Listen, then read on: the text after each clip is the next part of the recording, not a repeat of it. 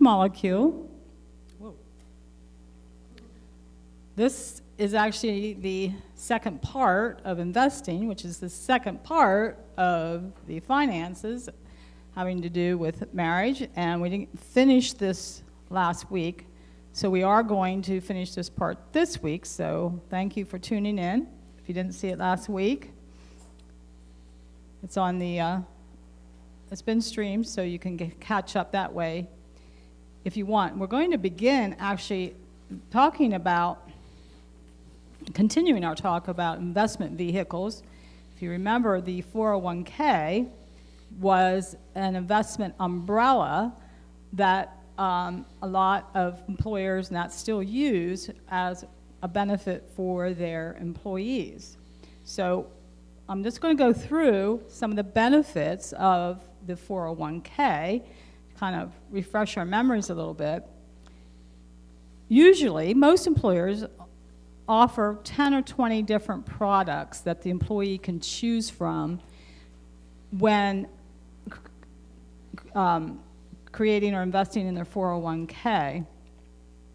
But that's actually a help to most people, because otherwise there's thousands on the market that they can choose from. So this really cuts that down, and it saves all of that research and time trying to figure out which ones you want. Usually, the choices made by the employer were not the ones an informed employee would necessarily choose on his or her own. And remember, everybody is at a different place financially too, and age-wise, and all of that. So there isn't like one vehicle out there that's made for everybody. They're meant to be custom-made to your particular situation and needs. Employers were afraid of being sued, probably legitimately so, by their employees if they chose risky investments and they went bad, right? Because employees are not going to be really happy with that. So therefore, they tended to choose, and still do, conservative funds that employees can invest in. Now, I'm not saying this to criticize in any way, because these are very good investment vehicles to use. Many employees aren't accumulating the wealth on their own, but this gives them a way to do that without having to have the discipline to save the money out of their paycheck. This way, they sign a form as to how much they're going to be contributing, or how much they want the employer to take from their paycheck, goes right into 401k, and if the employer matches it, then that's great, and you'll get your statements, and you don't really miss money that you don't ever really see. And it removes that obligation of being disciplined to do it yourself. So they are very good methods of investing and saving money. The umbrella 3 we talked about was the Roth IRA. Now, why does we need a Roth IRA? Well, again, people who could choose from millions of products or thousands out there weren't taking the time necessary or educating themselves on all those products to be able to choose the ones that fit their lifestyle or what their goals. So it takes a lot of initiative, time, and effort to do that, and people basically were kind of lazy. They didn't have the discipline, and they had that fear of taxes that we talked about last week. So the IRA, remember, is a tax shelter, but again, a lot of people weren't using it. A lot of people weren't investing in an IRA, but they would with the 401k. Because again, it was automatic.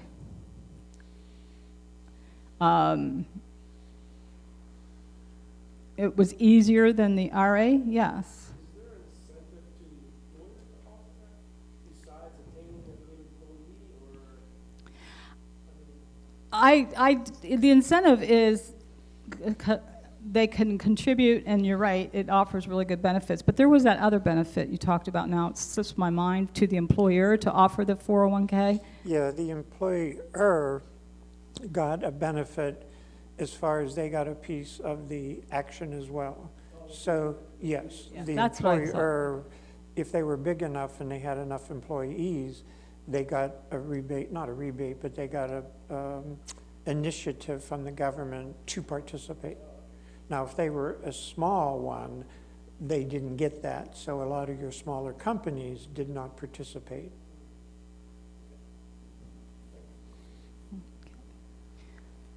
So again, we have the 401k, and there's always people, again, who didn't feel comfortable or didn't want to have the money taken directly from their check, or whatever reason, it wasn't enough citizens investing to satisfy the U.S. government. So now, this is where that third investment vehicle comes into play, and I'll put it up here, the Roth IRA. Okay.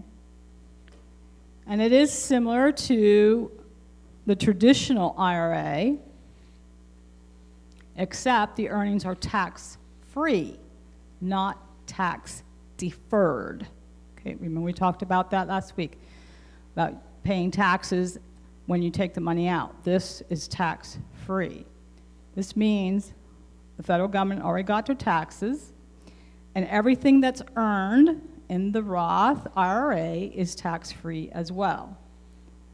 And, you know, that word free, don't we all love that word, free, right? Especially tax-free when it's, you know, we love those words together.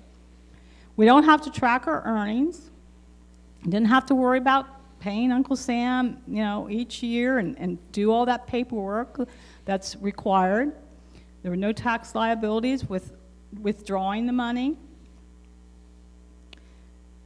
But it was such a good deal that the federal government put some limits on its use, okay?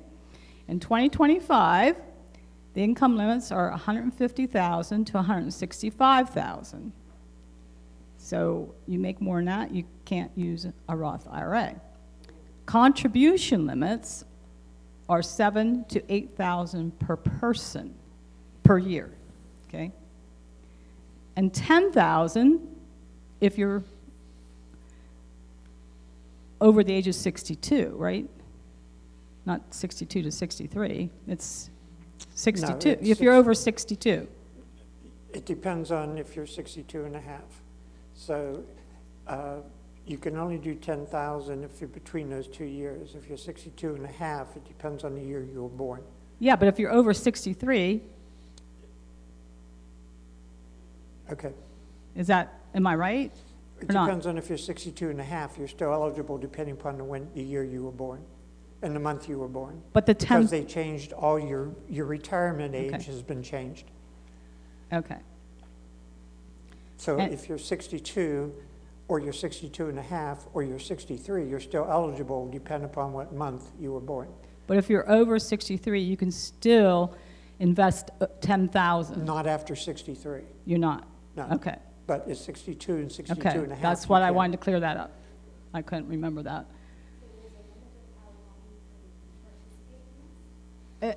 When you can start. Yeah, when you can start. Okay, When you can start what? investing. No, this is, you can invest at any time you want until retirement, okay? That's But once you retire, the way they have this set up now, if you hit 62, you can only add 10,000 instead of the 7,000. You follow? Up until then, you can only do 10,000. But if you're close to retirement, you can pop in an extra 3,000 because they call that a caught up amount of time. They give you up to that other year or half a year, you can add another 3,000 because you can say, oh, geez, I'm ready to retire. So they give you an extra 3 years, depending upon your birth date, of 62, 62 and a half, or 63. You can put another 3 years in. You can go up from 7,000 to 10,000, and they call that a caught up because when it went into date, there was a lot of people that didn't get a chance. And so that's a catch-up rate. if you reach those that year. So you can bump up your 7,000 to 10,000 for those 3 years. So after that, you drop back to them. Well, then you have to start taking out. Oh, okay. You can't put in anymore. Oh, okay, okay. So after 62, you can't put in anymore? Correct. Right. Unless you start your own. In other words, you can, Which is what he's going to talk about. yeah, that's a whole different He's go- scenario. he's But gonna get to This that. is a federal, like your own retirement, like if it's government. This is just for the Roth. This is a Roth, yeah. I'm sorry, so only, can anybody get into the Roth IRA or only federal employees? No, you don't need to be a federal employee. Okay, okay, if you wanted to put in a Roth right now, today, all right, the first thing the bank will look at when you open it up is, do you make 150,000? If you say yes, that's it, you're done, you can't make a Roth. Okay, the government says, no, you can't use this umbrella. All right, and if you're below that, then they'll say, okay, yes, you can, but you can only put in $7,000 a year. That's it. That's a federal commandment. Then when you reach these ages, when you reach your retirement age, you can only put in $7,000 per year until you reach the age of 62. And then you can put in $10,000 for that next year. And then you're done. All the rules of this umbrella is over. It's like you making 150,000. They figure you're done, umbrella's over. Whatever you've done up until that time, your umbrella's over. Okay? So you have until 63 to use it. You don't use it, you lose it. That's part of the limitations that the government put on it. So, but unfortunately, people aren't really using it because a lot of the young people don't They're even. not using it at all. They don't know about it. They don't even know 'cause it they're- exists. Yeah, and which is a shame because it's not getting out there. They're not being educated because that's when you want to start, so that you have that nest egg built up by the time you're 62, 63, and you know. But anyway, That's why you want to teach the kids, even if you're not doing it yourself, or put in for the kids, if that's what you want to lead them for their future. Once you reach 63, you have to take it out, or You don't have to take it out, but you can't put anything in anymore. right, but you can let it sit and grow. Yeah. And Yeah. we'll get into how it grows. But yes, you can put your own money in, but at that point in time, and let me put it this way too, your limit is putting it in is the 7,000 for those years. After that, you can put everything in you want, but the government's not going to support it, so to speak. So there's another limit, which I didn't put on here, but it's for the FDIC. So your funds that are in there is covered for $250,000. So if that goes bankrupt at $2 million, you're done. So that's why you have different bank accounts, because your FDIC bank, every bank will only okay any kind of account up to $250,000. So once you pass that point, you have to have another account for it. So you just move funds into another bank. Okay, so that way, if you have $5 million, you have 7 accounts or 7 bankers, you know, like the big boys. Okay. But again, this takes discipline because you have to make your own contributions. So there's always that give and take with any investment vehicle. There's benefits and then some limitations. So you just have to figure out what's going to work for your particular situation, what your goals are. Roths have unlimited investments to choose from because you're picking stocks from the market. You're not just picking the ones that an employer is offering you. Okay. Now, do you want me to pass No, this not out yet? In a second. Okay. You can get it ready. Okay. Okay, so this new Roth IRA is fairly new. And again, the government, why would they even do this? And the bottom line is because they really do want us to become wealthy. The more wealthy we become, the less the government has to bail us out. And the employees can also match whatever we put in. So if we put in the $7,000 in a year, then if they give us a 25% match, you know, a quarter on every dollar, that's 25% we've already learned before our funds hit the stock market. So that's substantial, right? And their match now has to be pre-dollars. So if they make that through contribution, then it has to be filtered through in order to be tax-free.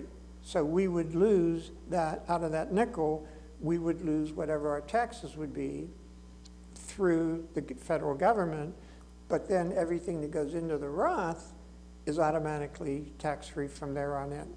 So the IRA and the 401k, all that disappears. But the company pays for that. So you get that automatically deducted before it goes into that. So instead of getting a quarter deduction, you get 18 cents, right? Because the taxes already go to the government. You're still getting a quarter by the employee, but some of the taxes is paid and you get the 18 cents or whatever it is per dollar. But who cares? You're still getting. So if you're allowed 7,000, you put in 7,000, and you have an employee match, 15,000 goes in a year that way, or is it a max of 7,000 so you only get? Well, most employees will match only to a certain limit.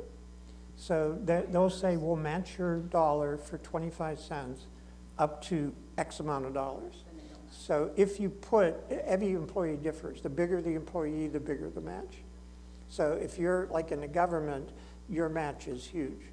Now, whether they'll pay the 7,000, maybe not, but maybe 5,000 will be.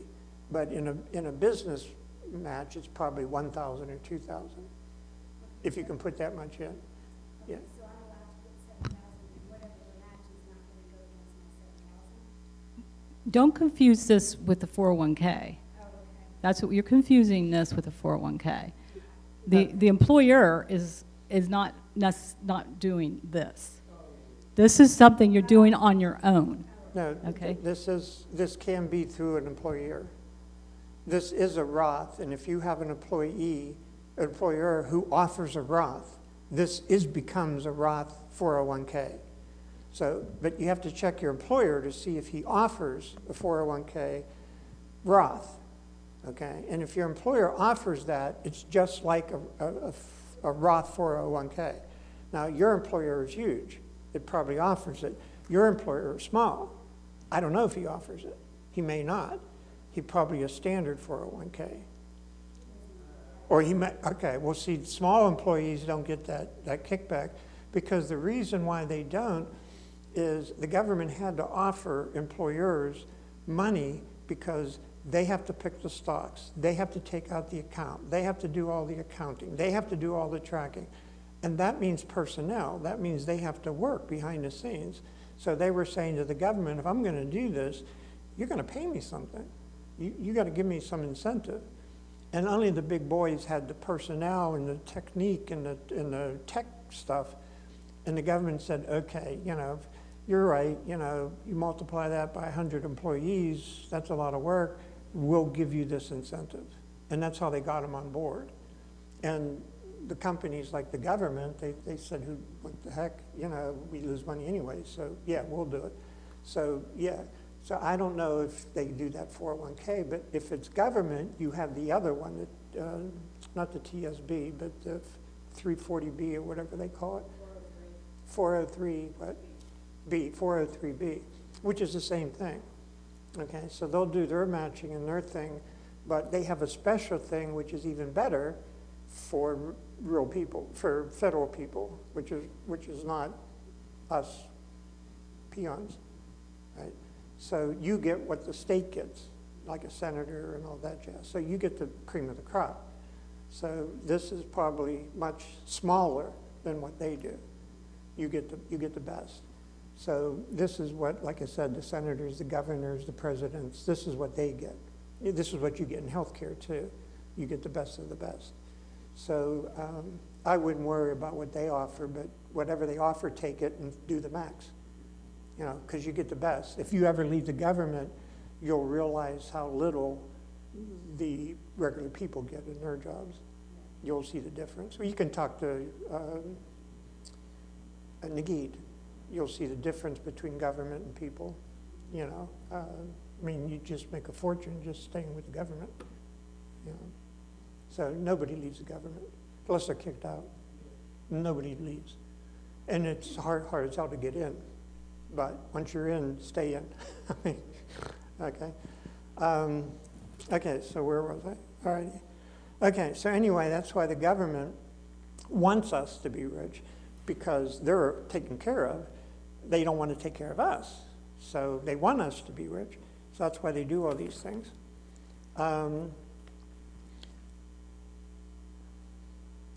Money tax, okay. Okay, so just sort of to summarize where we are, yeah, give out three of Do you have it on the PowerPoint? yeah, the next slide. I think I should have all the, I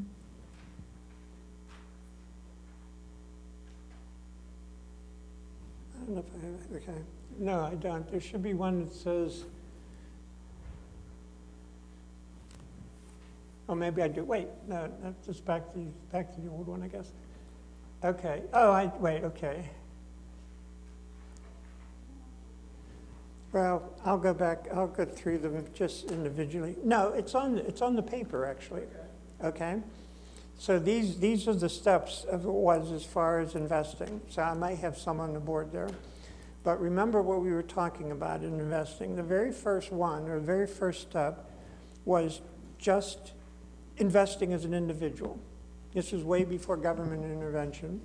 So the first one was anybody could invest in the market, right?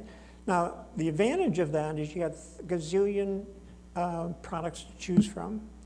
The disadvantage was you had to create your own portfolio, and a portfolio was nothing but your list of things you were going to invest in.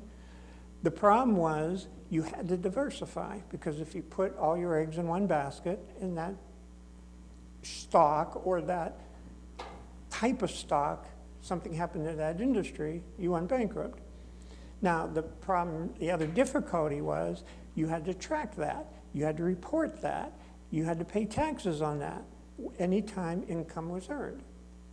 In other words, you withdrew it or you sold it. So those were direct investing. Then the first step that the feds made was they said, okay, well, we'll create this thing called an IRA. And the IRA was the same. You could still buy from the direct market. You still had those thousands of products to choose from. But they said, we will defer your taxes. Everything else stayed the same, but you didn't have to pay the taxes. So you could create your portfolio, you could stay diversified. Everything was the same as doing it in the market, but when you bought, when you sold, when you made money, when you lost money, it didn't matter. Everything was like a pseudo umbrella. And then the only time you ever paid taxes is when you took it out of the big pot. Okay, which hopefully was 60 years later when you retired, and then in theory you were in a lower income tax bracket. But in theory, I mean in reality, you weren't, because they kept raising the tax rate, okay? So that's why the Fed said, okay, well, we're going to create this 401k, and for government employees, they're going to make a 403b, and then for the military, they're going to make this TSP, all the same, right? Now, you can still buy in the market, but you have to do it through an employer. What this did was give them automatic deductions with contribution from these companies. Still, tax would be deferred. What this did was make a lot of things better for the consumer, but for the employer, they got a little bit piece of the pie, but they also got the opportunity to choose which products. The disadvantage was they chose the products which worked for them. So they were making money from the government for doing it, and then they were making money on the products that they chose the people to invest in. So they were making out pretty darn well. Then the Roth IRA came into place, which solved some of the problem. You could still buy into the market. There's still thousands of products that were still pass-free. But with the Roth, you still had to create the portfolio. You still had to remain diversified. But your income limits for participation had slowed up. So it really didn't solve a lot of problems. Then when they tweaked that, now we're on the 401k. Everything's still the same, automatic's still the same, everything's still the same, except the one big nuance now is everything's tax-free because it's paid with post-tax dollars. That's the big difference. So if it's post-tax dollars putting in, it can be post-tax dollars coming out. You see their logics? That made the biggest difference in the world. It's what they should have thought of first, okay? But they didn't, and it is here now. Most of the children, most of the kids, and it's not being taught. They don't do a very good advertising routine. So the concept which helps us the most in all of this investing, which we're going to get into now, is called compound interest. Compound interest. And this is what makes our money grow faster than simple interest.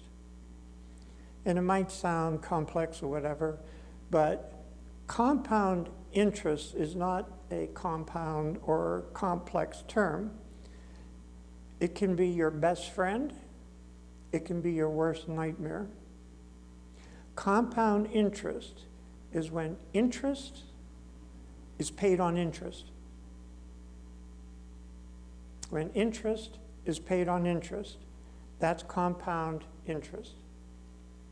And compound interest works on a principle called the rule of 72. The rule of 72. Now, okay. Thank you. Here is the rule of 72. All right? The rule of 72 states, in order to find the number of years required for our money to double, we divide the compound rate, the compound interest, into 72. It never fails, right? It'll never fail, regardless if you're earning that interest or if you're paying that interest. And people don't know this. For example, suppose we invest $100 at 6% interest.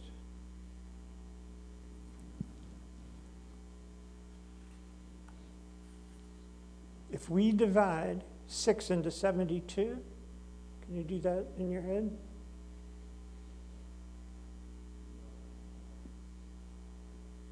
$72 divided by 6? 12. Okay. That $100, if we put $100 in the bank at 6% interest, that $100 doubles in 12 years, never being touched. Just leave it in there at 6% interest, and it will double in 12 years.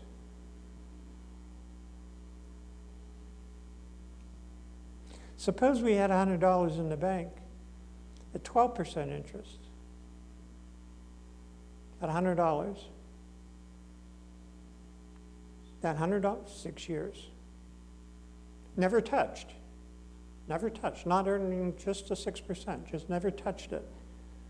And the rule of 72 works whether we're paying that interest or whether we're using that interest. So suppose, and I think I have paper here, the one next in line, it should say 100%, $100 left alone. No, it's $100 invested at 12%. Oh, 12%? That's the one you want? Okay, I could probably use that one. Well, no, never mind. It'll come up here eventually. So you can hold on to that one. Okay, hold on to that one.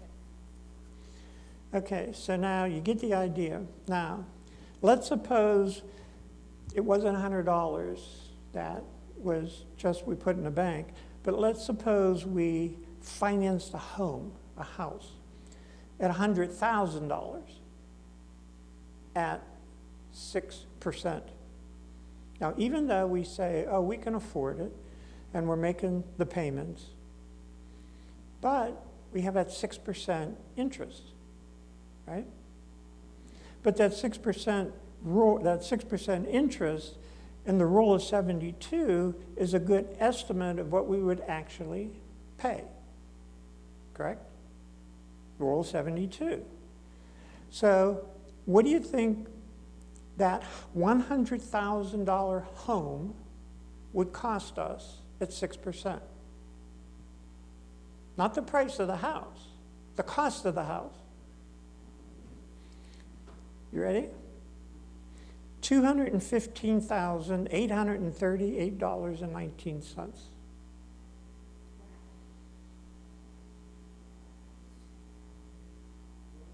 Over what period of time?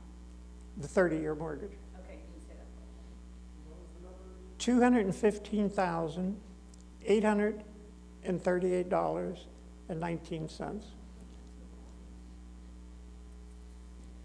Well, let me give you another number.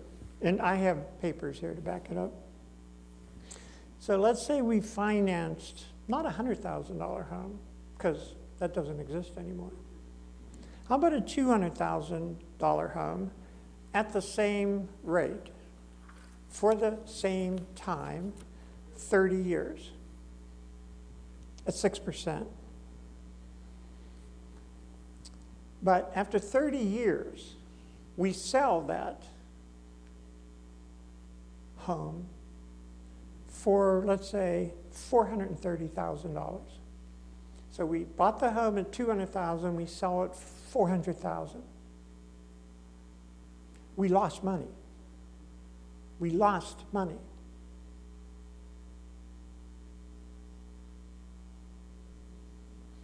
Most homes, if not all homes, do not appreciate that much. They can't. The banks are against us. The feds are not, but the banks are.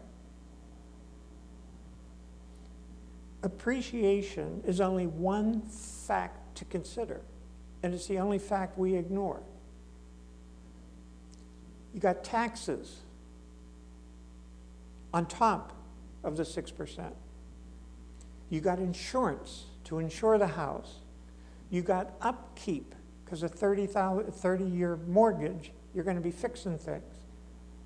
Roofs, garage, this, that. All those factors have to be included. In a $200,000 home, even if you sold it 30 years later at $400,000, doesn't include any of those other things. Can I have the next slide?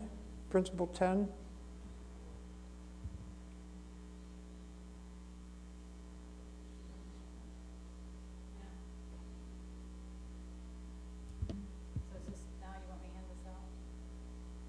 No, I just want the next slide. That's it.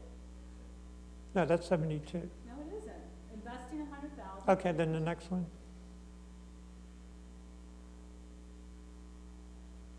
Oh, these are the ones you were talking about. Oh, okay, then I missed these slides. Yeah, you did. They weren't on my paper. These are the ones here then. Now here's the one for $200,000 home. It's $431,676.38. Now, if you sold that home for $400,000, you lost money. I'm not counting all those factors. So, how about the next one? about the next slide? Mine doesn't work. Oh, okay, here we go. Principle 10. Financial principle number 10. Never look at the house that we live in as an investment. Never, ever, ever. Right? It's a lifestyle choice. I don't care if you live in a tent or an apartment. I don't care. It's a lifestyle choice. It's not an investment. Consider it an expense. Consider it as a depreciation asset, because that's all it is. It's like a car. You don't invest in a car. It's a vehicle to get you to place A and place B. That's all it is. It's a depreciation asset. The minute you drive it off the lot, you've lost money.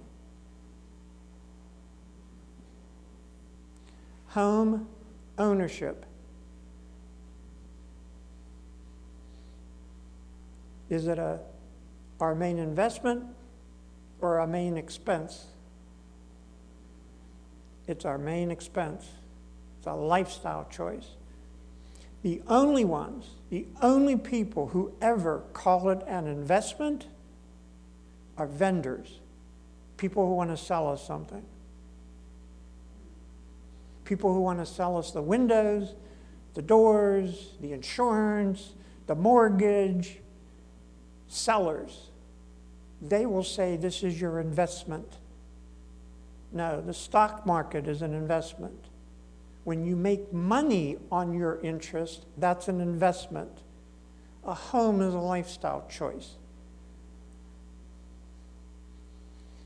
People not trying to sell us something will call it an expense. Now, we are not against home ownership, if you want to go that route, but we will explain how that fits into your budget and to paying off debt, to become debt-free, and all the things we preach. But we do not tout your home is an investment. Don't think you're going to sell it for more than you plunked into it. No, that's your lifestyle choice. If you want to stay in debt, then fine, but that's your decision. We advocate not considering your house an investment, but a depreciating asset. Can I have the next slide, please? The interest rate, the interest rules, did I do that? I think we went backwards. I think we're going backwards. I'm looking for, yeah, there we go. Okay, that's 11. Okay. Never, ever invest in a depreciating asset, like collectible items, or a house, or a car. Now, there's a caveat on there. This does not apply to rental properties or collectible items that you know is going to appreciate. And there are certain ones that you know, like diamonds, or certain ones that you know are gold, it's going to maybe appreciate. Those you can fit in with fund money. But our main residence is not an investment.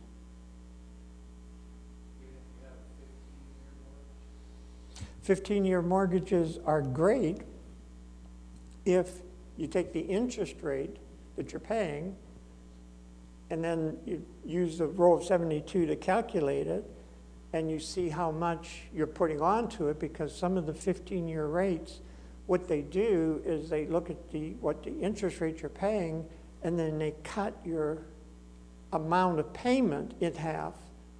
So they're getting 30 years of interest rate in 15 years. So you're going to pay the same amount of interest. They just cut your payment lower, so you think you're doing well. But if you look at the interest rate and you're paying double, like you're paying 2 payments. You're not following? Okay, so yeah, if you're doing the math and you're actually paying it in half, then yes, then your interest rate was cut in half, and that's to your benefit. But the best bet is to pay the thing off as much as possible so that you can either downsize quicker or downsize totally and start getting the other things taken care of. But if you can fit that in your budget, more power to you. But a lot of that depends, again, on your budget and where else your finances are as well.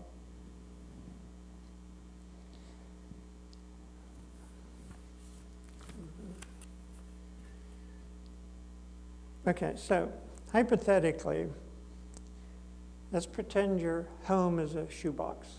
So in your mind, you all have a shoebox, right? So in that shoebox, you put $100. It represents $100,000, but you put $100 in there. And each month, for 6 months, you add another $5. So how much do you have in your shoebox? 130, okay? Now, can we say in that shoebox that we have a 30% return on our investment? Of course not. We put that extra 5 in there. So if we sold that shoebox for $130, because there's $130 in there, do we say, boy, we made money? That's what we do with our homes. We bought it for 100, we're selling for 130, and we say we made money. Isn't that ridiculous? Just a shoebox. We put the money in. We paid all that interest to the bank, but now we're selling it for more money, and we're saying we made a profit because of our investment. It's ridiculous. We're losing money, especially if somebody offers us $120. Because we said, well, we only paid 100, and we're getting 120. We made money. No. No, we didn't. And that's the same logic we use on our homes. Our shoebox, if it's $200,000, and after 30 years, we placed $200,000 at 6%, and now we're trying to sell it for $400,000 or whatever, it's not going to work. So let me see where I'm at here now. What about the mindset of, instead of paying all that money to own the place, that you can go later on and sell it to when you can afford that? At least you're not putting money towards a rental where you never get that money. Not once you give it to the bank, you're not getting that money back. No, but you can downsize and live a different way. But that's in the budgeting part and how you pay off debt. Tell me if I'm wrong, but I think the question is, if you rent instead of buy, you're not getting any money back at all. It's all gone. Oh, well, we're going to hit into Yeah. that too. Okay. Yeah, the idea is that's where the discipline comes in. Okay, so I can give you a quick example. So let's say your home is $100,000. It's not the cost of the home, it's the amount you can afford. You go to a bank and the bank will say, well, that's a $100,000 home, you can afford $500 payments. So people say, oh, I can afford it, so I'm going to buy that home. Well, they put on the interest, but they don't tell you all the stuff that goes into home buying, the insurance and all the other stuff, right? So they become what we call house poor. So they have to charge all their other things, the food, the clothes, everything else in order to live. So now they got the house, but they got all this debt, right? So what they should have done is, even though they can afford the $500, is not to buy the house and rent. But they can only rent for $400. They can buy for $500, but they can rent for $400. And then have the discipline to put that $100 every month in investing. And then you've already seen what that can do. Well, In 20 years, that earns enough to where they could come back and pay $100,000 in cash and still have money left over. Without the loans, without the bank cards. And I have other papers that can show you how to do that too. But you see the difference. So it's under that budget, realizing to hit critical mass, those kind of decisions that you have to make, understanding the cost and not just the price, and whether or not they can afford it at that time. Because if you can teach them how to invest, they can become millionaires because of all these things the Fed's put into place that guarantee it. All they have to have is the knowledge and the discipline. It's all they need. No one, actually, if you look at all the millionaires and you read all their stories, none of them own their own house. They leverage them because their money is in the bank earning interest, and they're living off that interest. They won't give that up just to buy a house. And most of them own more than one house. They own several of them because all that money is in the interest in the stock market earning 10%, while their homes they're paying 6%. Because they have enough wealth to do that now, because they worked all their life to get this far. They understand how the money works for them, not against them. But we'll get into that a little bit later. Okay, so this scenario, take our shoebox again. So let's say we have a $200,000 shoebox. We place $200,000 in it at 6% interest. So over 30 years, what we added, and we saw the slide, was $231,676.38. Now, you know anything about property taxes? Okay. So now we have to add approximately $4,000 a year property tax. Right? That's reasonable. Okay. So now, on top of that $231,000, we've already, over 30 years, added $120,000 in taxes. You don't realize it, but 4,000 years adds up. How about insurance? Homeowners insurance. That's around $2,000 a year. Reasonable, right? Not unreasonable. That's another $60,000 in our shoebox. In 30 years, this $200,000 home has already cost us $611,000. Spread over time, we just never added it up. So if we sell this $200,000 home for $300,000 home, we've lost half the amount already.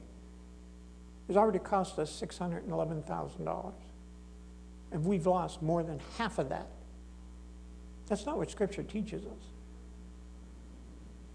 So let's now say that our shoebox with this $200,000, if we put all of that just into a mutual fund earning 6%, and we don't touch that for 30 years, do you know what that earns? Just that $200,000, instead of sitting on a property, is sitting in an investment and never to be touched again? It's $1.1 million.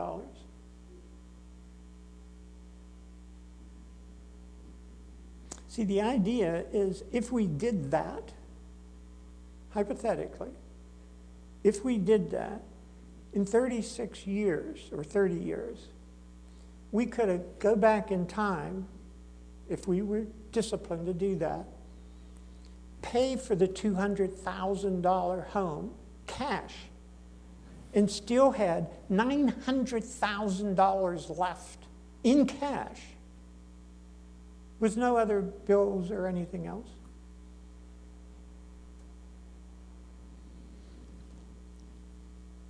But a house just sitting there in a property not maintained isn't going to sell for $300,000. But an investment will be worth more. You see the difference between throwing money away and earning money, or getting money to be used for you instead of against you? A car bought and not driven is not an investment. It's going to rot. You've got to maintain it. And remember, we're talking about our main house and our main car, not just ones we want to drive for fun or, rent. So secondary properties, like apartments or homes we rent, places that we buy cheap to fix up or resell, they call it flipping, or resort properties that generate income or generate cash flow, or classic cars, or restoring damaged cars and flipping cars. All these are okay, albeit risky investments, but they're all okay. But if it's our primary car and a primary home, do not consider them as investments. If we want to be owners, that's one thing, but if we want to be wealthy, that's another thing. Most homeowners put lots of money into their own property, and we should be asking them then why, if that's a good decision, why are not all the homeowners wealthy? And only the wealthy people don't own their homes. Food for thought, isn't it? Most finance them by leveraging cheap mortgage money while investing and making even more money on their own. So what can the role of 72 do for you? Compound interest over time is the key to understanding the potential of investing. The role of 72 says that money will double at an accelerated rate as the interest rate increases. And this is the knowledge and the umbrellas that the government put into place, that we can see what a person needs to become and needs to be and needs to do that becomes wealthy, but yet discipline and time is what needed. Discipline and time. So example 1, is that the one that's 112? Okay. This is just example 1. I think I have a slide for this too. This is example 1. I wrote this down for you.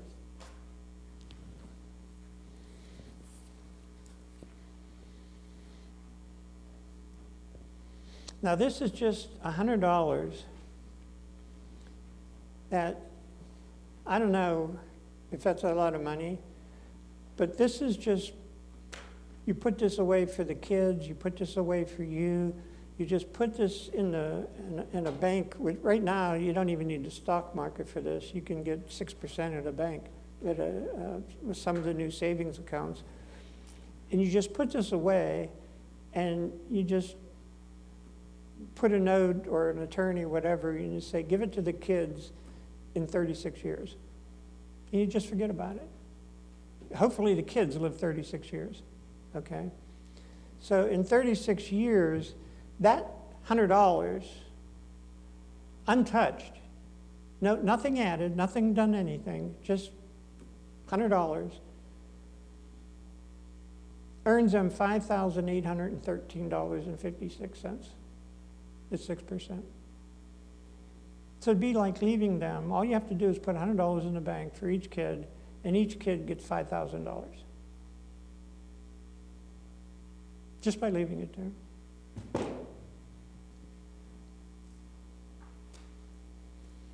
So what would happen if you left $200? Or let's say you did $100, but you didn't put it in a bank, you put it in a interest, 12%. I don't know if I have, yeah. What's the next slide?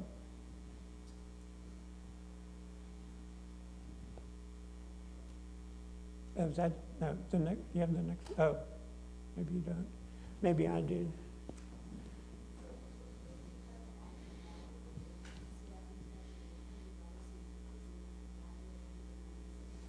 No, I don't have the next one. don't have Are you the, expecting a slide? yeah. You froze?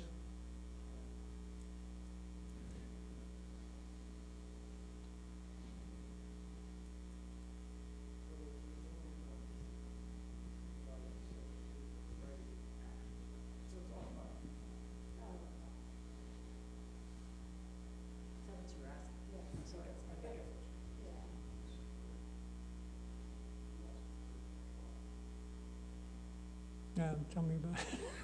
I lost control years ago. Your demons taking over back then? Okay, I don't have this on a slide or a paper, but let's say that you wanted to invest this $100 for them. And so you put it in a mutual fund. And the market is, like I said, we had talked about that. It was earning 10.8%. So getting around 12% is fairly easy. But you wanted that same $100 not just to sit there, but be invested. And you found something that's around 12%. You know, that's the number that I've been using, 6 and 12, because of the number 72. And you said, instead of 36 years, and I have both 36 and I have 45, because of the way it doubles, right? Because 12% is 6 years. So I went into 6 years increments. So in 36 years, that $5, if you're going to use that same amount, in the market at 12% is $643.95. So if you just put that same amount of money in the stock market at 12% because of compound interest and all the fees, all the splits and all the, I forget the other word,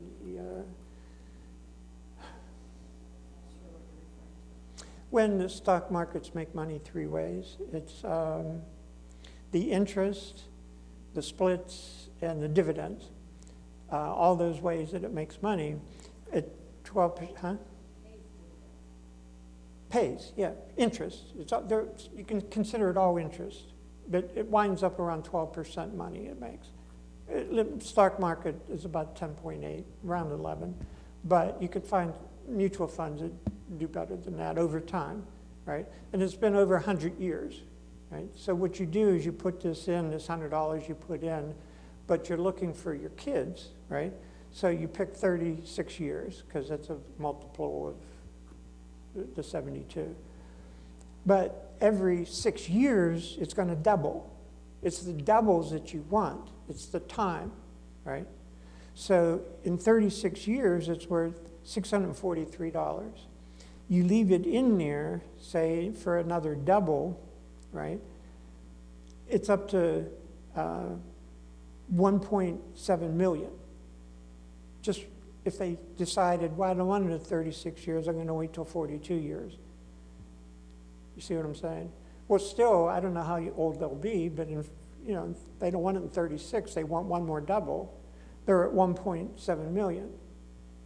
Well, at 45 years, they just want another double. That's 6 years, right? So they're 51, right?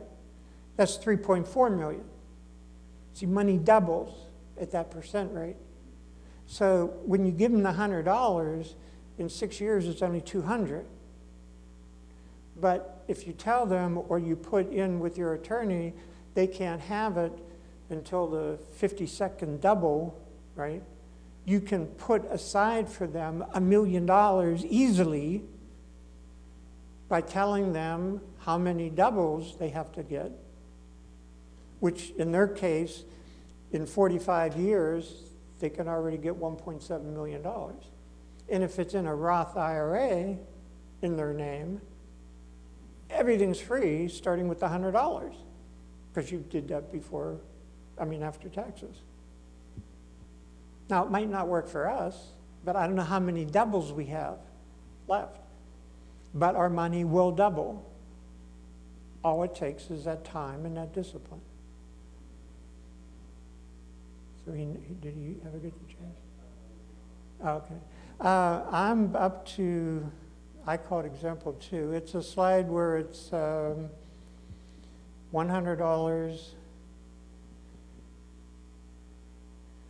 10 years in time.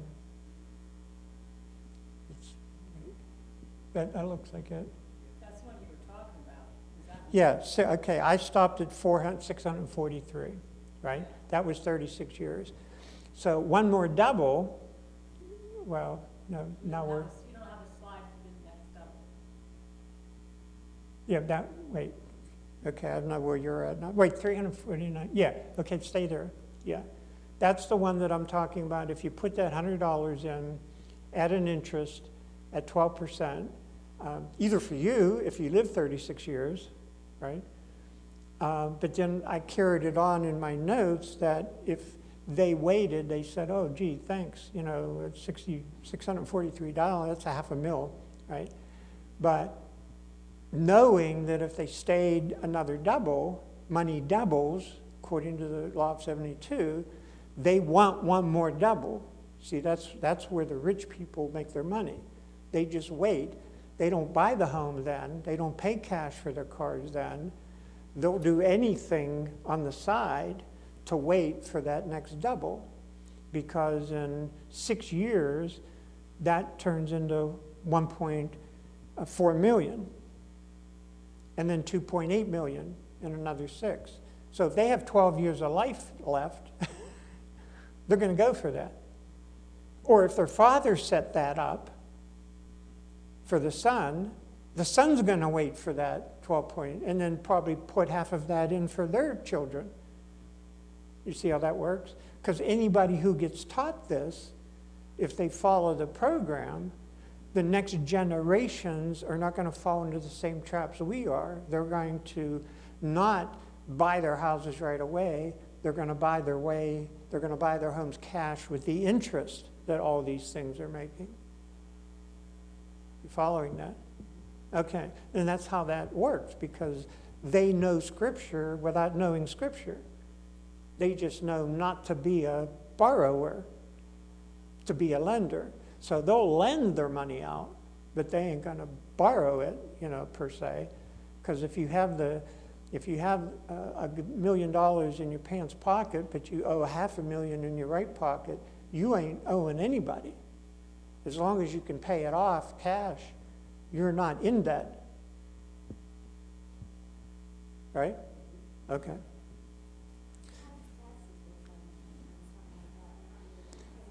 If that's a Roth, there are no taxes. Because that's all, you put your $100 in tax-free. So all of that money is earning all of that tax-free. It's in the shelter. Now, if the person owning that turns 63, then they have to start taking it out. So they roll it over to somebody who's under 53 and start over. Right? The next generation.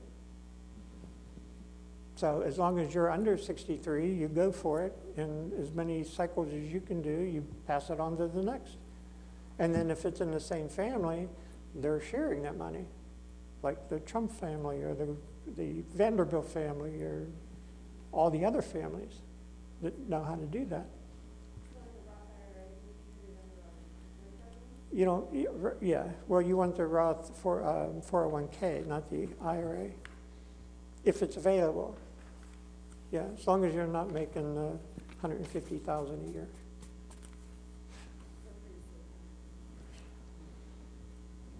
Okay. And of course, if you're doing the $200 a month, everything doubles. So we won't go into that. So eventually, as you do the math and everything, it is easy, very easy, to break the $1 million barrier at year 30. If you're disciplined and you're trained. And some claim that they can't afford $200 a month. I just can't afford it. But remember, we are investing 10% of net. right? 10% of net. Remember when we did the budgeting? 10% of net. So $20 per month means only $2,400 a year. That's it, $2,400 a year, right? 200 per 12, times 12. 200 a month times 12, $2,400 a year, which means our total net income is $24,000 a year. So whoever's making $24,000 per year can afford this. And when you look at many spending habits, they're already spending $2,400 per year on cable, or on cigarettes, or on coffee, or on beer, or on sports, or on technology. They're already spending $2,400 a year. They just don't have the discipline to transfer those funds into investing, either because they're lazy, or they're unaware of it, or haven't been taught it, or just don't give a darn. And the Roth 401k allows us to put in $7,000 per year. Not just $2,400. They allow us $7,000 per year. And people are complaining they can put in $200 a month to become a millionaire. That's because of debt load. I guess I'm up. You're up. Well, I know this is a lot of information, but my husband and I really felt like people that were coming in for marriage, premarital counseling, most of them, if not all of them, came in with debt, or they were going to enter the marriage with debt. And we just really felt that they needed to at least have the information so that even if they were going to still get married and have the debt, that they would understand how important it was to get it paid off as quickly as possible so that they had plenty of time left over for these kind of doubles, and then, you know, just start investing and then have these doubles rather than waiting until they're already 40 or 50 and like you don't have a whole lot of time to enjoy the doubles. So that's why all this came about, is because we really felt people really weren't getting the education on it, and you know, ignorance can really cost a lot. It can, and we knew that obviously finances, or the lack thereof, or problems in finances, is one of the big reasons for a divorce, or causing a divorce, or at least causing conflict in the marriage. So if we can educate people that are young, just getting together and just now starting their life together, that hopefully we can help them avoid this one big area of problems. So, where do we want to invest? Well, remember the vehicles here. You can invest straight with the stock market. Do all that research in that yourself. You can have the traditional IRA, the traditional 401k, where those taxes are only deferred, and hopefully you have an employer that will match up. They will up to a certain amount, and then whatever it is you have them deduct from your paycheck each pay period, they would match. And you want to match, you know, you want to put in the amount that they're willing to match, so you're getting the most benefit from it. The Roth IRA, this is where, if possible, most of our investments should be. Now, that doesn't mean you can't have an IRA if your employer doesn't offer one. You can have one over on the side and still have your 401k, all right? Max out the investment yearly. You want to, again, put in the maximum amount that you possibly can up to the limit that the government sets. Everything earned is tax-free because you're funding it with money that's the taxes already been paid. So where do we not want to invest? So some words of caution. Although there's hundreds of opportunities and vehicles, remember the greater reward, the greater the risk. So you want to use caution when planning out your investment portfolios. Not only that, but there's other factors to take into consideration. And let's go all the way back to personalities, right? A lot of us are matched up with someone who's pretty much opposite ourselves, or at least opposite in a lot of ways, not in every way maybe. But one spouse might feel really comfortable with taking a big risk. The other spouse just might be a lot more conservative. And so, again, this is an area where you don't want conflict to enter in, but you want to reach an agreement. So again, pray about it.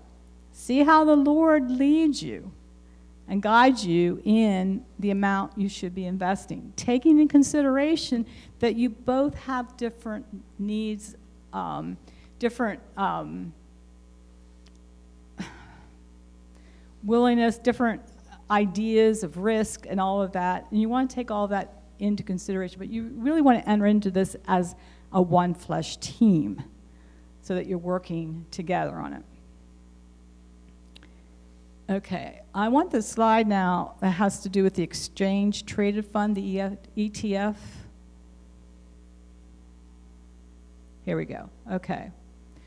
So the ETF, the exchange traded fund, it's a mutual fund, like a stock that you can purchase on the Wall Street. People that are constantly checking the stock market on their computers, trying to determine whether they should sell, whether they should buy, they're usually involved in these traded funds. It can be fun. It's a great way for small investors to learn the ropes, so to speak, that the big boys play. This, again, you want to use money that, you know, your fun money here. You can lose or make thousands of dollars in minutes. All right, so, you know, here, talk about having to be comfortable with risk, all right? And you need some training, all right? You need to learn before you try to attempt this, unless you really are using purely fun money.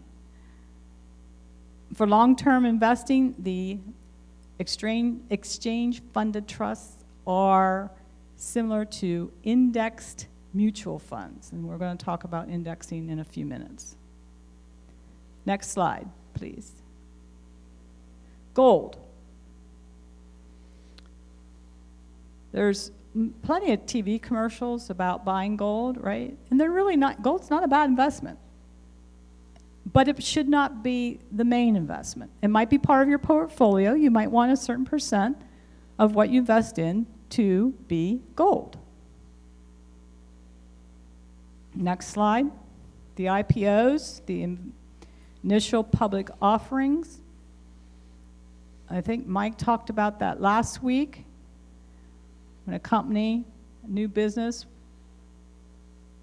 get to the point where they're able to offer some stock for the very first time, they're usually small, and they're doing this because they need the capital, because they want to expand. It's often an opportunity where you can make quite a bit of money fairly quickly, but remember, it's a high risk, because these are companies that haven't shown any kind of history as to whether they're going to be steady or not. So again, would recommend you're using your fund money if you want to invest in any of the IPOs. Next slide. The futures. Futures are contracts where the buyer agrees to a certain price for a commodity like oil, soybeans, I don't know, pork bellies, whatever, because they think the price of that item is going to go up. But of course, that's not always the case. So, some contracts, if you want to invest in this, again, you have to educate yourself. because some contracts require physical delivery of the product. So there is one person that bought futures in automobile tires, right? Unfortunately, the price didn't increase, it dropped. So 20 tons of tires later, they were delivered to the door. I know. So you don't want stuff like that happening. You don't want to be stuck with something like that. You want to have somebody that's reviewing your contract before you're signing. You want to educate yourself very well. Again, only invest in money you don't mind losing. And if you're able to store a product for a while till the price goes up again. Next slide. The open market. My husband likes that Pepsi. Even though he has Coca-Cola in the notes, he put Pepsi up there, or Apple. Again, the very solid companies, but you don't want to put all your money into even a solid company, even one that has a history of doing well. You don't want all your money in there. You want to diversify. No more than 5% of your investing money should be in one single stock, one single company. Because if the company fails, like if you remember the company Enron, you can lose a lot of money. Both an IRA or a Roth 401k is generally best for we average investors, okay? But they're only umbrellas. You have to sign the papers. You have to open the account. You have to pick out what vehicles you want to invest in. If you have somebody helping you do that, remember that they might be picking ones that earn them money as well as you. So actual investing, how do we choose which funds to invest in? 4 parameters, all right? Next slide. First parameter, the term loads is the term for a fee or the commission that somebody makes on the purchase of the investment vehicle. There's one that's called a front-end load. That's a fee that's charged when you're entering into a certain fund. If the front-end load is 10% for every dollar invested, that means only 90 cents gets actually invested in the fund. Remember, you have to remember that. 10% of your investment money is going for the fee. Then there's the back-end load. That's charged when you're leaving the fund. Again, if it's 10%, only 90% is pocketed out of every dollar that is withdrawn. So loads, again, are fees that fund managers use to penalize investors from moving their money around. The idea is to make the fund a little more stable, but it also means investors get less money. So we would recommend a fund that has a no load, meaning a no fee, to enter in or to leave. You don't want to lose money simply by entering into a fund or leaving it. Next slide. Parameter 1, never pay a fee for investing in a mutual fund. Always look for no load mutual funds. Not all funds charge fees or loads.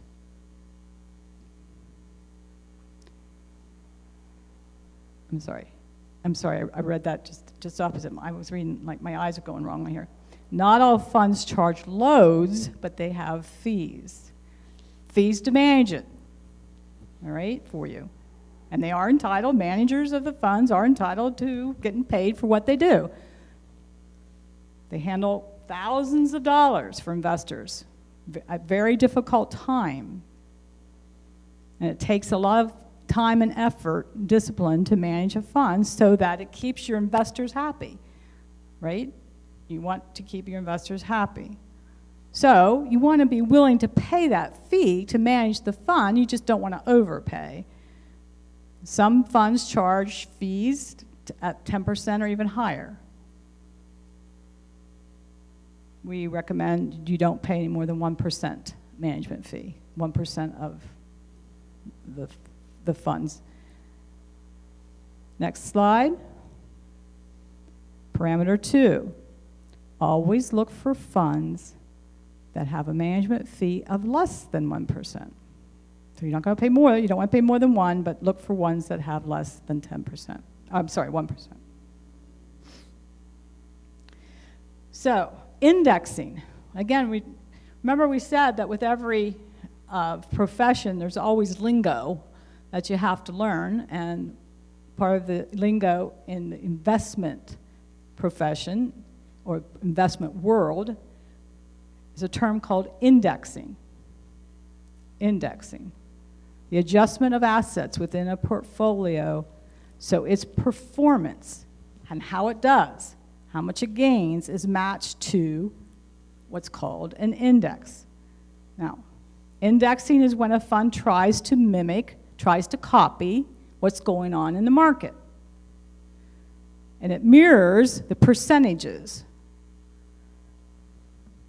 A fund indexed to the S&P 500, for example, will mirror or copy the S&P 500's performance, okay?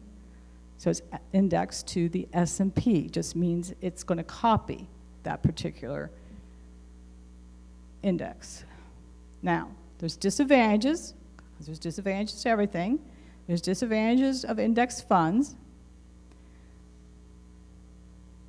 Since they're designed to copy, they rarely do better, okay? They may copy the performance, but they're probably rarely ever going to perform better. So they often pass up investing in great funds. Now the advantages.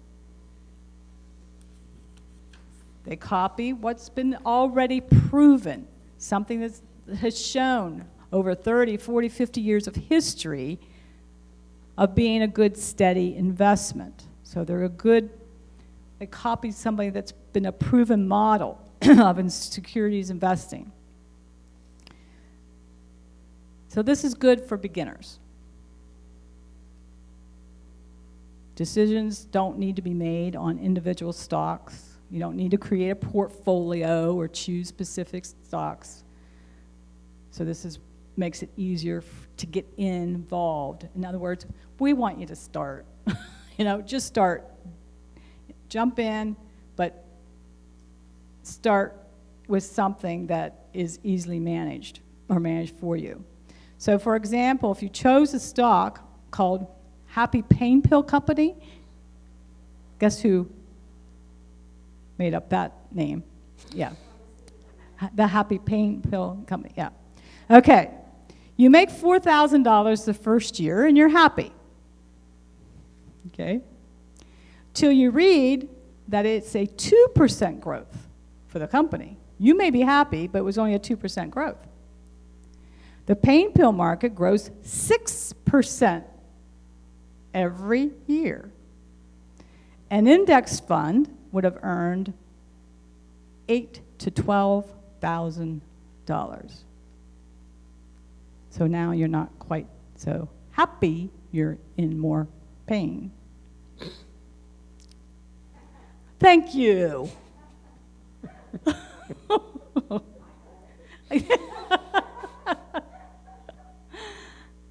Anyway, so all investors want to be the 10%. That's the market average. So your investors, they really want to beat that because they want you to be really happy. You want to be happy. You're going to be really happy if you can beat the stock market average. But that entails picking your own funds for your portfolio. So as a beginner, you may just want to hold off doing that. be a little more, be satisfied, a little more content with maybe doing a little bit less, but at least you're learning a lot along the way as you go. Next slide. Parameter 3.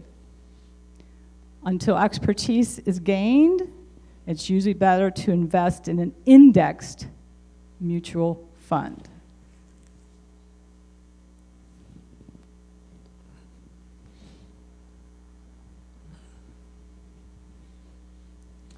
So the next topic we're going to cover is basically earning as much as we can. And this is the most obvious, yet the most overlooked parameter of all. People will usually or often invest in their 401k or their Roth and then never go back to check on the performance of the fund. You just leave it there. And they forget to check the availability of all the funds they can switch to or the ratios of what they are earning. They just let it be and accept whatever is that happens. They simply accept whatever that fund or funds do. But they forget the rule of 72. So they never check what their money is earning, what the interest rate is, and what's available to them. Remember, money earning 12% will double every 6 years. So if they're earning a different percent, it's time to change their funds, whether it's through an employee and they have a bunch of funds to choose from, or whether they're doing it individually and they have to change their mutual funds. You always try to earn as much as you can. And so money earning 18% will double every 4 years.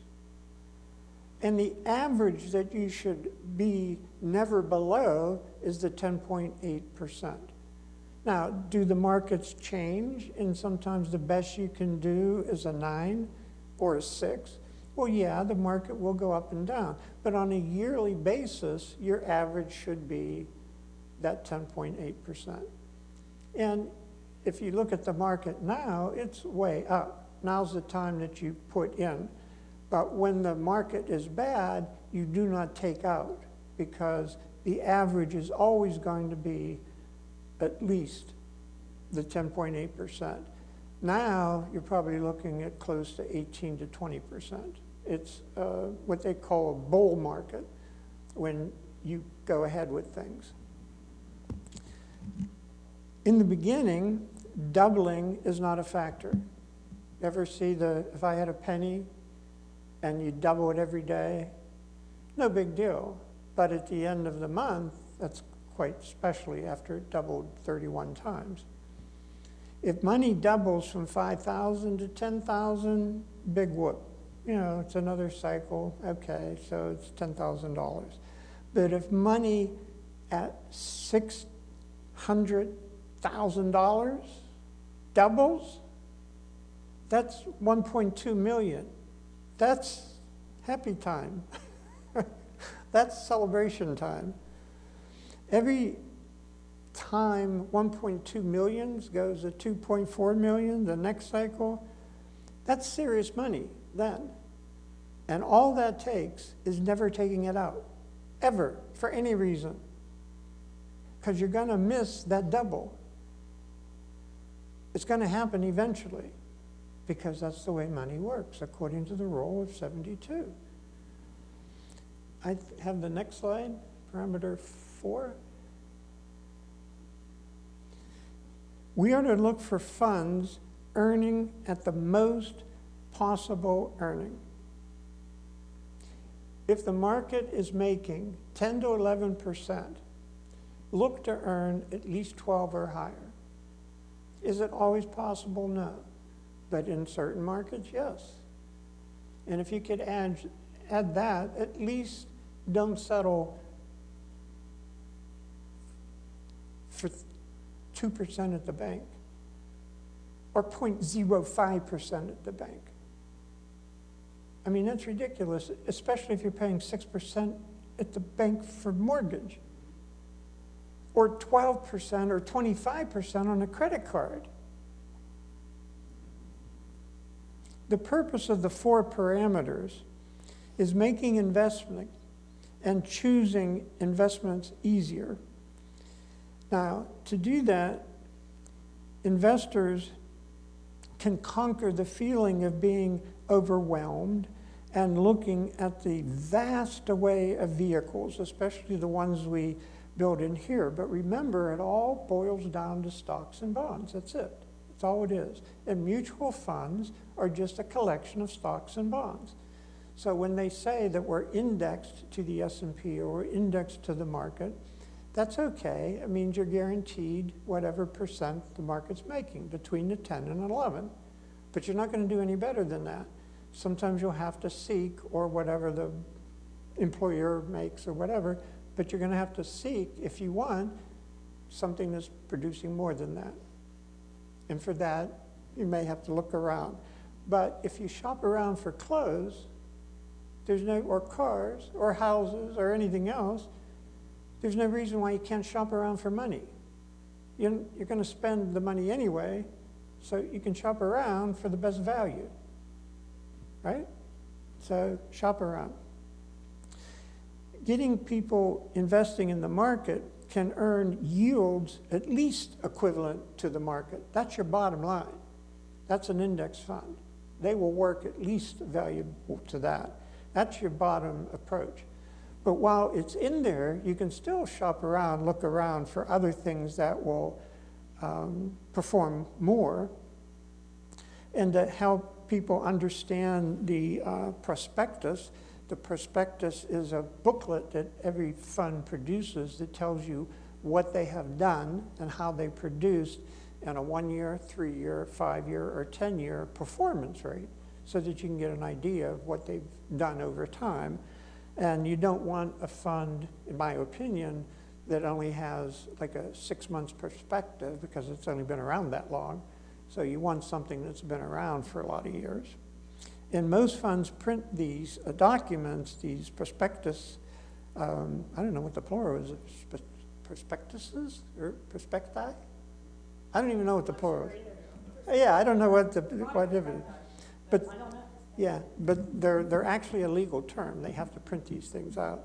And you can get them online anywhere for whatever fund that you're interested in. And they have to prove what they've done over time, you know. And the decisions don't need to be made on individual stocks, but on these general funds that have all your diversity and everything built inside. And they're good for beginning investors. There's no need to create a portfolio or a specific stock. For example, our Happy Pill Paying company, we could have made the $4,000 in that first year. Oh wait, I'm on the wrong page. Okay. I'm doing that. So some settle when they go into investing are getting 3 or 4% on their market, but you can get that in a bank account, the online bank accounts, or 0.5 or 1%. You can get that in a brick mortar. So the rule of thumb is to match when we're doing our investment.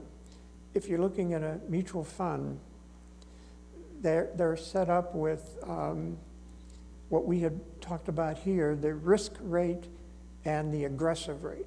So there are some funds that they call themselves cautious, and some are aggressive, right? So when you're looking at whether a fund is aggressive, and the higher the interest it earns, the more aggressive it is. And the lower interest it earns is the cautious that it is, right? So like a bank account that earns 1%, you're pretty sure it's never going to disappear, right? The stock market, which is around 10%, it's never going to disappear. But if it earns 15%, it's a little more risky. 18%, a little more risky, right? So those are more aggressive funds. Now, when it comes to our age and how old we are, the percentage of how cautious we are with our money and how aggressive we are with our money is there's a ratio that they recommend of how cautious we are and how aggressive we are, okay? And that ratio is a percentage, okay? And that ratio is depending upon our age. So they recommend that 30% is it's like 30 years of age. We should be like 30% cautious and 70% aggressive. Now, when we're 60, which is about double, we should be 60% cautious and 40% aggressive. When we hit 100, we should be 100% cautious. Okay, you see how that ratio is working? Right. So we're not even 60 yet. So we're between the 30% cautious. We want to be about 30% in the very cautious area. But we can be 50, 60, 70% aggressive. We're still young comparative to what the age of the average American is. So we want to sort of work on that. In other words, when we're younger, we want to build quickly. When we're older, we want to protect what we got. So investing aggressive versus liquidity. What is liquidity? Liquidity is how fast we can get to whatever it is we're converting into cash. So $1 sitting in our wallet, if we brought our wallet with us, is the most common form of liquidity. We can spend it wherever we want to go. We have immediate access to it. Therefore, $1 sitting in our wallet doesn't earn anything.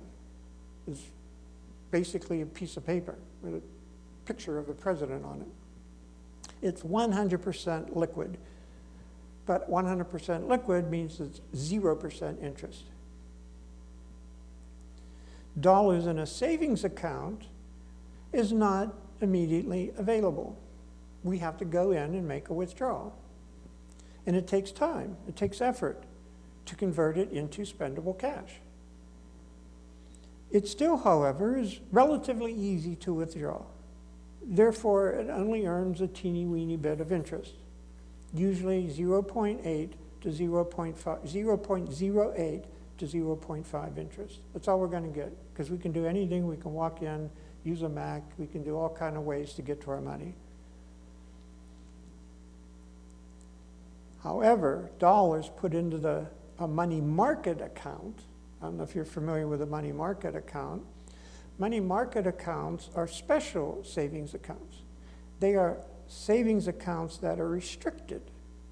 They're restricted accounts. You can write a check on them, but you can only write a certain amount of checks on them. Therefore, the savings and the interest are a little higher because they're harder to get to. That's a money market account. Banks also offer something that's called a CD, which is a certificate of deposit. Now those, instead of just limiting how many checks you can write, they limit how long it takes before you can withdraw. They can be 30 days, 90 days, half a year, 10 years, 20 years. There's all kinds of CDs you can have. And because it takes longer to get to, there's more interest. And depending upon how long you want to wait, you can earn up to 3% to 6% just on a CD. But you get interest. You do not get the split stocks, and you do not get the contributions of whatever that third one is, dividends. However, go ahead. When they become due, do you have to pay tax on the Everything without a Fed umbrella, you pay taxes on. Now, can you buy bonds, which is what those are. They're loans. You're giving the bank a loan when you buy a CD, and they invest their money in something higher, and then they give you your interest that was promised. So they invest in something at a higher interest, so they can pay you your 6%. They invest in 10%, or whatever the market is. So, but you're giving the money to the bank as a loan, and then you're guaranteed your 6%. But yes, that's a stock. But without the umbrella over the bank, then yes, that's, you have to pay when you get your interest, because there's no umbrella. But it's just tax on the interest, not on what you put in. Right, not the money you put in, because that's not, if you take the money out, if that's cash that you spend somewhere, it's going to show up at a 1040 somewhere, somehow, because you have to call it as income. The only way you couldn't is if you turn that money into like a Roth 401k and you bought that mutual fund that buys and sells them, right? Then whatever that mutual fund that bought those CDs, that money would be post-tax. You've already paid the tax on it. So anything that fund earned wouldn't be taxable. But if you went in and bought one yourself, all that would be taxable.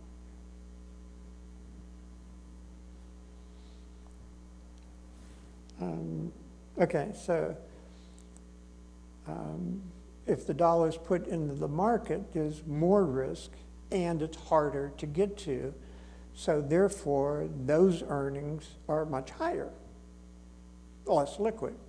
And that's why it's because it's 8 to 10 to 11%, and then possibly with mutual funds up to 12 or even higher.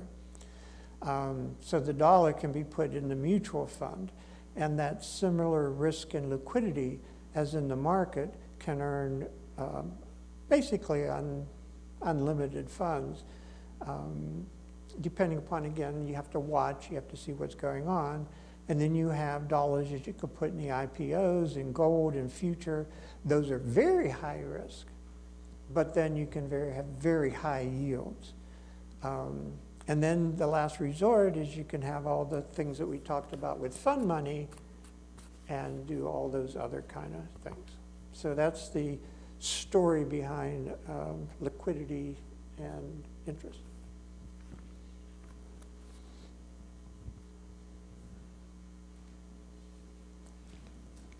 Did you guys need a break? Okay, we don't have a whole lot left here, but okay. Changing our attitudes about money. So hopefully, by now, the vision, the attitude is to become financially independent, to budget, to plan, to invest, and to goal to reach critical mass. And that's, again, critical mass is when you can live on the interest. That's, you're just living on that. You don't need to work anymore unless you want to earn an income. So changing your current lifestyle to an attitude of investing pays off in the future. That's another thing we're not too used to in America, is waiting for our reward. We want it now, right? Instead of being patient and waiting for it. So next slide should be financial principle 12. Okay, from this day forward, look at all financial decisions based upon their effect on long-term critical mass, as well as their impact on the immediate situation. So even though $100 lost is not major, but it is when you see that it's a missed $600,000 investment. Right? That does. It kind of changes the attitude, right? Changes the way we look at that dollar, or that $100, I'm sorry. And don't misunderstand us here. We're not asking everybody to live like a pauper, all right? We're not we're not trying to convince you to invest every single penny you earn. We're just advocating that you change your attitude on how you view, your perspective on how you view money, how you view finances. If you make a decision to spend $100, fine, you made that decision. But hopefully now you can make that decision after you've weighed the price as well as the cost, right? That's why Scripture tells us to count the cost. It didn't tell us to count the price. It tells us to count the cost. So let's talk about price versus cost for a moment, because most people only look at the price of something. In other words, can I afford it right now? And there's a vast difference between the price and the cost of goods. The price of $100 has an investment cost much higher, up to $5,000, as Mike has already showed, $813.56 per $100 per purchase. That's the cost. Is that something you're willing to forego to pay the price of whatever it is you want to pay? Luke 14:28. Suppose one of you wants to build a tower. Don't you sit down and estimate the cost to see if you have enough capital to complete it. Everybody has to decide how you want to spend your money, how you want to use the money that Adonai has blessed you with. We are told to be good stewards of what he has given us. So we just again want everybody to understand the long-term cost. Next slide, financial principle 13. From this day forward, consider all expenditures, everything you spend, in light of both the immediate price and the long-term cost before making a decision. So consider all expenditures, everything you're going to spend. Again, this is changing an attitude. It's a paradigm shift, right? To be thinking ahead of what the cost, the ultimate cost is going to be for that expenditure. Making these decisions requires working on a budget. Hopefully everybody has one. So, for example, we said back in the budgeting class, spend no money until it's spent on paper first. Using a budget buys you time to make rational decisions. We're all pretty emotional when it comes to making financial, monetary decisions. But bad habits and unscriptural habits can keep us in financial bondage. We think, or we believe, we can afford something if we can afford the payments. As Mike talked about this with respect to buying a home. But making payments is not the best criteria to use as a decision to make your purchase. Charging a $5,000 television simply because you can afford the $200 per month payment is unwise. And it also, again, can cripple your financial ability to gain victory and gain your goal, which is critical mass. Is it the budget, the knowledge of the cost, the patience and diligence to reach your goal? That's what it takes. Our budget, the knowledge of the cost, our patience, and our diligence, not the ability to make the payments, which should be the deciding factor on whether we're going to spend that money or not. Buying a $2,500 television for a $100 payment and investing the other $100 is probably more prudent. Get a smaller TV, but you're investing $100 rather than making a $200 payment. You're making a $100 payment, but you're also investing $100. So it's the same $200, but you got $100 working for you, and you get to sit and relax and watch the other $100. Investments eventually yield enough income to begin purchasing everything in cash, and avoid paying that interest. So financial principle number 14. Next slide. Yeah. From this day forward, do not rely solely on the ability to make the payments for financial decisions.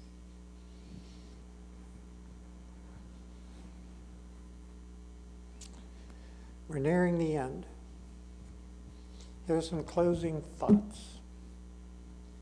There's plenty of help out there. Plenty of help. Money is not rocket science. It's a learned skill. None of us were born with this. None of us was born with Scripture. That's a learned skill too.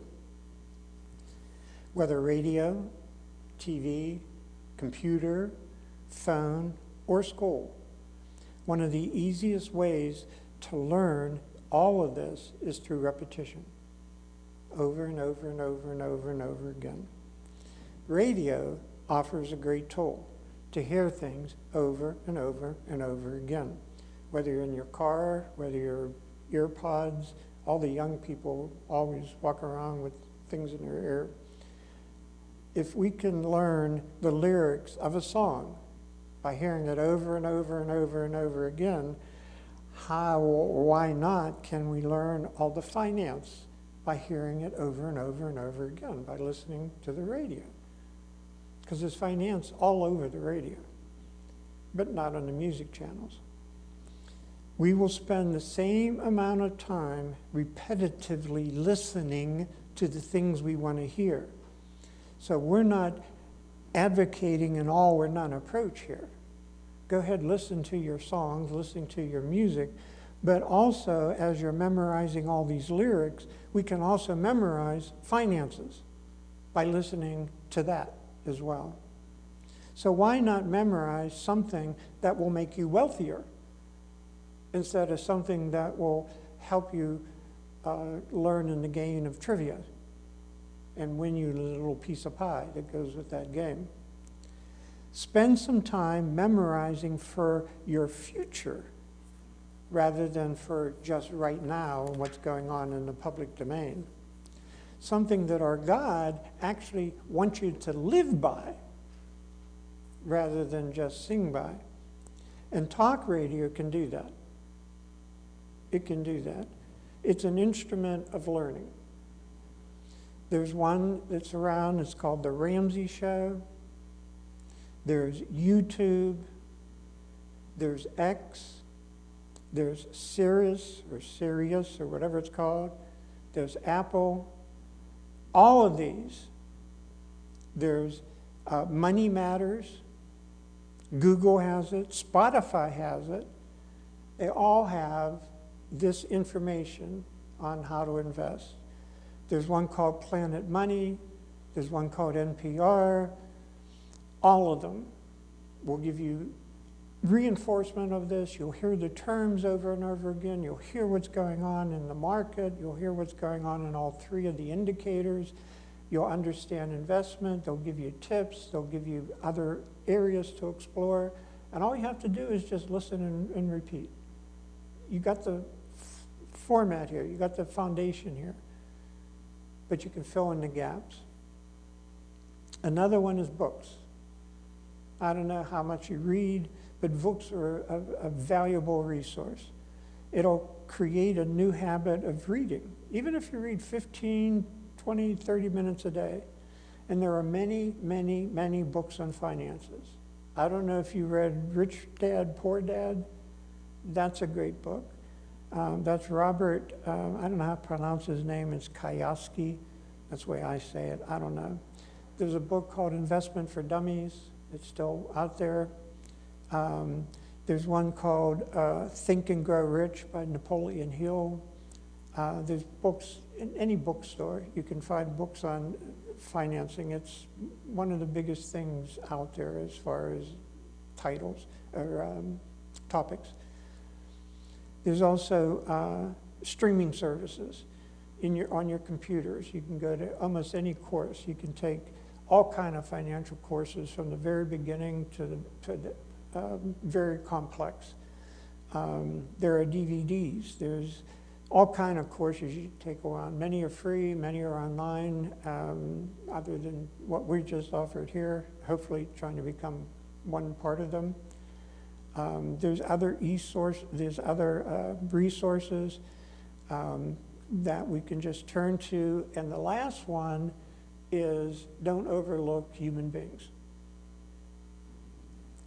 There are human beings that have bachelors, masters, and doctorates in finances. And we have no problem with you guys using experts to help you. We do offer a word of caution, though, when using the expert humans, all right?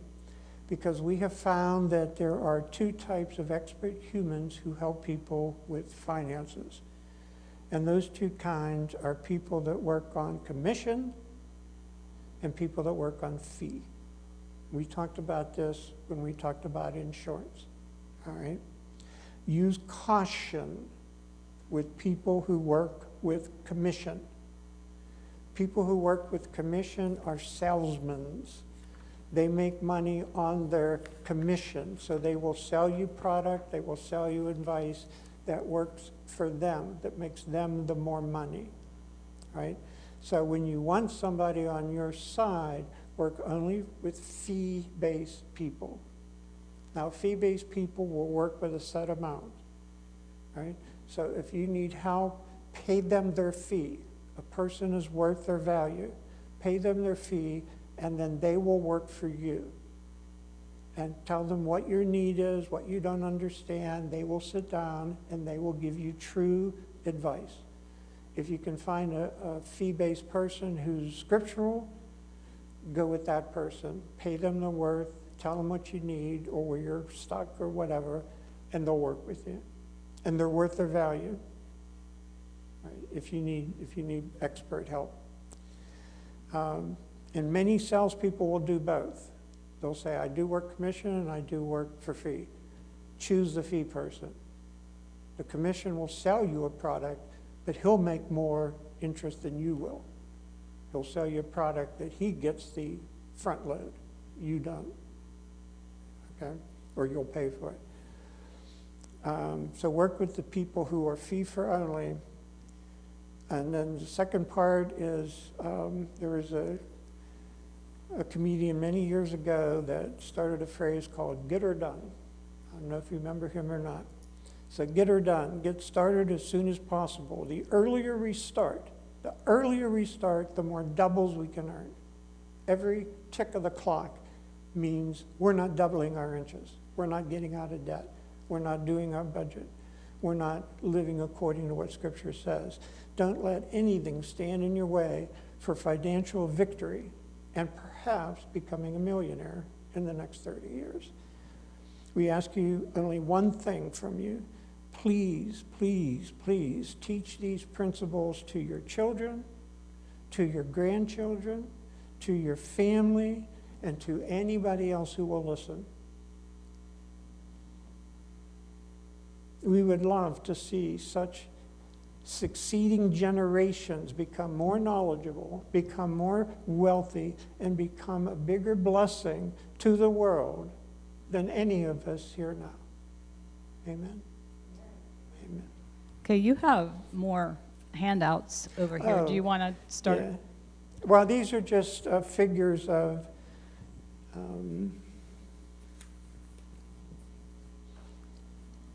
this is $4,000 per year, which I forget what it's. I think it's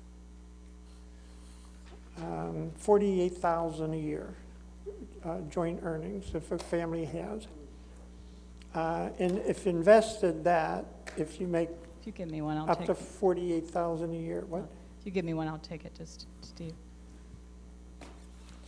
I'll take this one. And take this one. Okay.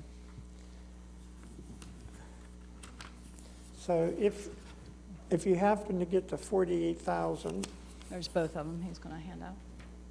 that's what it can generate in the market at 12% and at 18%. in 36 years.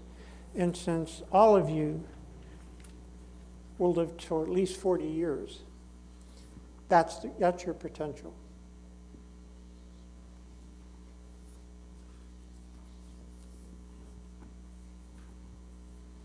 Any questions or comments That or? would be 10% of growth at $40,000 a year. 10% of net, I'm sorry.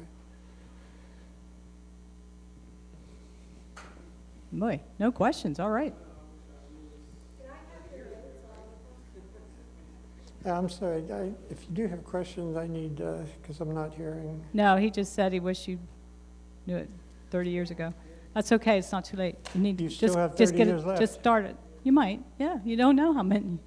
You know, you might as well just get started doing it. But it starts with the budget, and it starts with Getting out of debt. You know, at work, they had all these, investments for the retirement classes last month while we were going through everything with the election, so I missed all the meetings for that. When will they reoffer them? Because, Okay. okay, we'll start investing Yeah, now you can still start with whatever it is you something. can. We can start here and then talk to them Yeah. Well, you already know what they're going to say, here. Yeah. so that, you know, you don't need that part of it. The only thing they'll add is the only thing they're going to add, is there anything new for the government, but the principles are going to be the same.